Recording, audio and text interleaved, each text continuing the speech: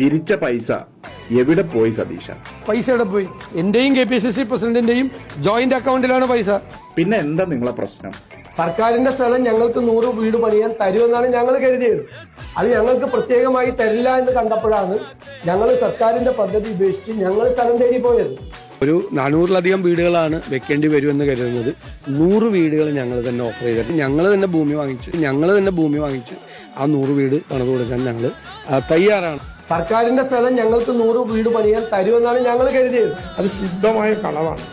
കേരളത്തിലെ ഗവൺമെന്റിനോട് ഭൂമി ഞങ്ങൾക്ക് വീട് പണിയാൻ തരണം എന്ന് ഒരാളും ആവശ്യപ്പെട്ടിട്ടില്ല. എന്നിട്ട് ആ സ്ഥലം ഞങ്ങൾക്ക് തരില്ല എന്ന് പറഞ്ഞു വീട് വെക്കാൻ. എന്നാൽ ലീഗിന് അങ്ങനെ ഒരു പരാതി ഇല്ലല്ലോ. ഗവൺമെന്റ് ഞങ്ങൾക്കും സപ്പോർട്ടാണ്.